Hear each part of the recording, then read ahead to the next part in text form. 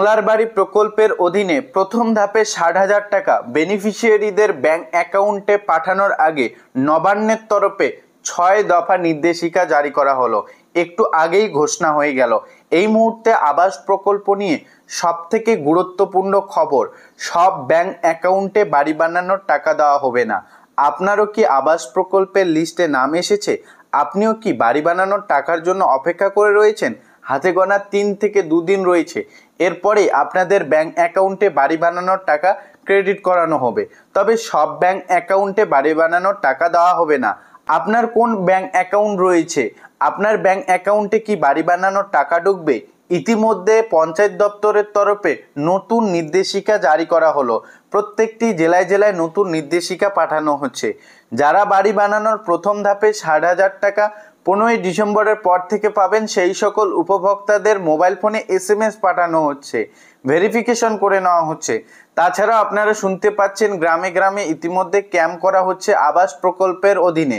সেই ক্যাম্পে ভেরিফিকেশনের কাজ চলছে, বিভিন্ন কাগজপত্র খতিয়ে দেখা হচ্ছে। তো এরই মধ্যে পঞ্চায়েত দপ্তরের তরফে নতুন নির্দেশিকা আনা হচ্ছে বা ঘোষণা করে দেওয়া হলো।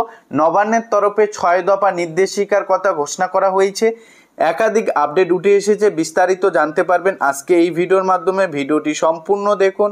আপনি চ্যানেলে নতুন দর্শক হয়ে থাকলে চ্যানেলটিকে সাবস্ক্রাইব করে রাখুন। সরাসরি অন স্ক্রিন দেখতে পাচ্ছেন বন্ধুরা, বাংলার বাড়ির টাকা ছাড়ার আগে ৬ দফা নির্দেশিকা জারি করলো নবান্ন। শুধুমাত্র সেভিং ব্যাংক অ্যাকাউন্ট থাকলে তবেই উপভোক্তারা পাবেন বাড়ি বানানোর টাকা। এখানে স্পষ্ট দেখতে পাচ্ছেন শুধুমাত্র সেভিং ব্যাংক অ্যাকাউন্ট যাদের রয়েছে তাদেরই ব্যাংক অ্যাকাউন্টে টাকা দেওয়া হবে। কারো কারো দেখবেন কারেন্ট ব্যাংক অ্যাকাউন্ট রয়েছে, তাদের কিন্তু ব্যাংক অ্যাকাউন্টে টাকা ক্রেডিট হবে না বাংলার বাড়ি প্রকল্পের অধীনে প্রথম ধাপে ৬০,০০০ টাকা। কাজেই আপনারা সেভিং ব্যাংক অ্যাকাউন্টটি আপনারা আবাস প্রকল্পের সঙ্গে যুক্ত করার চেষ্টা করবেন। আগামী ১৫ই ডিসেম্বর থেকে রাজ্যের ১২ লক্ষ উপভোক্তাকে পাকা বাড়ি তৈরির প্রথম কিস্তির টাকা দেওয়া শুরু করবে রাজ্য সরকার। তার আগে পঞ্চায়েত দপ্তরের তরফে প্রতিটি জেলা প্রশাসনের জন্য একটি গুরুত্বপূর্ণ নির্দেশিকা জারি করে দিল পঞ্চায়েত দপ্তর। ইতিমধ্যে পঞ্চায়েত দপ্তর দেখতে পাচ্ছেন আবাস প্রকল্পের বাড়ি বানানোর টাকা দেওয়ার আগে জেলা প্রশাসনের জন্য একটি করে গুরুত্বপূর্ণ নির্দেশিকা জারি করা হয়েছে। কি সেই গুরুত্বপূর্ণ নির্দেশিকা? এখানে বলা রয়েছে, রাজ্যের পঞ্চায়েত মন্ত্রী প্রদীপ মজুমদার জানিয়েছেন, কোনোভাবেই একজনের টাকা যাতে অন্যের অ্যাকাউন্টে না যায় তার জন্য আমরা সচেষ্ট। অর্থাৎ ট্যাবের টাকার মতো যাতে করে আবাস প্রকল্পের খাতে না হয় সেই দিকে বিশেষ নজর রাখতে হবে। নির্দেশিকায় বলা হয়েছে, সমীক্ষা চালিয়ে যে চূড়ান্ত তালিকা তৈরি হচ্ছে তাতে যাদের নাম রয়েছে তাদের ব্যাংক অ্যাকাউন্টের সমস্ত তথ্য মিলিয়ে দেখে নিতে হবে। উপভোক্তাদের ব্যাংক অ্যাকাউন্ট সংক্রান্ত তথ্য একসঙ্গে করে প্রত্যেক জেলা প্রশাসনকে পাঠাচ্ছে পঞ্চায়েত দপ্তর। তাতে থাকছে প্রথম ও দ্বিতীয় ব্যাংক অ্যাকাউন্ট হোল্ডারের নাম, বর্তমানে সেই অ্যাকাউন্ট সক্রিয় না নিষ্ক্রিয় এবং তা আধার লিঙ্কযুক্ত আছে কিনা সবটাই দেখতে হবে। স্পষ্ট বলা হয়েছে, ইতিমধ্যে সমীক্ষার পর যে সকল উপভোক্তার নাম তালিকায় উঠেছে সেই তালিকা সরাসরি পঞ্চায়েত দপ্তরের তরফে জেলা প্রশাসনকে পাঠানো হচ্ছে। জেলা প্রশাসন সমস্ত বিষয় খতিয়ে দেখবে, যেমন উপভোক্তাদের নাম, অ্যাকাউন্টে কতজনের নাম রয়েছে। অনেকের ক্ষেত্রে জয়েন্ট অ্যাকাউন্ট রয়েছে, 2জন ব্যক্তির নাম রয়েছে, সেই 2জন ব্যক্তির নামেই তালিকায় তুলতে হবে। অর্থাৎ ব্যাংক অ্যাকাউন্টে যতজনের নাম থাকবে সেই হিসাবে প্রথম এবং দ্বিতীয় ব্যাংক অ্যাকাউন্ট হোল্ডারের নাম কিন্তু দেখে নিতে হবে, বা লিস্টে যে নামটা রয়েছে সেটা সঠিক রয়েছে কিনা সেটা একবার পর্যালোচনা করে দেখবে। সঙ্গে দেখা হবে যে উপভোক্তার ব্যাংক অ্যাকাউন্টে টাকা ঢুকবে সেই উপভোক্তার ব্যাংক অ্যাকাউন্টটি চালু রয়েছে না বন্ধ রয়েছে, অর্থাৎ নিষ্ক্রিয় রয়েছে নাকি সক্রিয় রয়েছে সেটা দেখা হবে, এবং সেই ব্যাংক অ্যাকাউন্টে আধার লিঙ্ক রয়েছে কিনা সেটা বিশেষভাবে দেখানো হবে।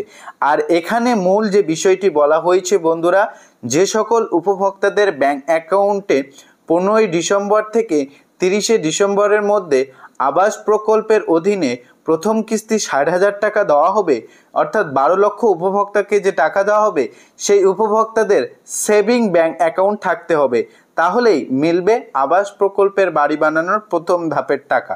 যদি সেভিং ব্যাংক অ্যাকাউন্ট কারো না দিয়ে থাকেন আবাস প্রকল্পের খাতে, সেক্ষেত্রে কিন্তু আপনাদের ব্যাংক অ্যাকাউন্টে টাকা ক্রেডিট হবে না। আবশ্যিক সেভিং ব্যাংক অ্যাকাউন্ট থাকতেই হবে। কাজেই আপনি আপনার ব্যাংকে গিয়ে আপনি ইনফর্ম করে নেবেন যে আপনার ব্যাংক অ্যাকাউন্টটি সেভিং নাকি কারেন্ট, যেটি আপনি দিয়েছেন আবাস প্রকল্পের খাতে। এবং আপনাদের বলে রাখবো যে আপনার ব্যাংক অ্যাকাউন্টে টাকা ঢোকে এবং টাকা ওঠানো যায় কিনা সেটা একবার চেক করে দেখবেন। অনেকের ব্যাংক অ্যাকাউন্ট তো রয়েছে কিন্তু দীর্ঘদিন ধরে টাকা ঢোকা এবং টাকা না তোলার কারণে কিন্তু ব্যাংক কিন্তু বন্ধ হয়ে থাকে ব্যাংক নম্বর। সেক্ষেত্রে আপনাকে বলে থাকবো আপনারা অবশ্যই ব্যাংক ব্রাঞ্চে গিয়ে এই সকল বিষয় ইনফর্ম করে নেবেন।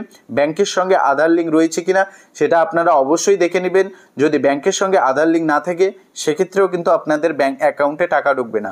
তবে এখানে ইতিমধ্যে স্পষ্ট ভাষায় বলা রয়েছে পঞ্চায়েত দপ্তর তরফে প্রত্যেকটি জেলা প্রশাসনের কাছে সমস্ত তালিকা পাঠিয়ে দেওয়া হচ্ছে।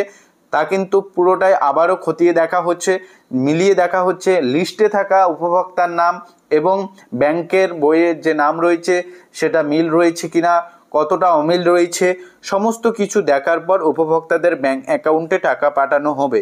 তবে এবারে আবাস প্রকল্পের খাতে মোট 12 লক্ষ উপভোক্তাকে বাড়ি বানানোর টাকা দেওয়া হচ্ছে বলে খবর।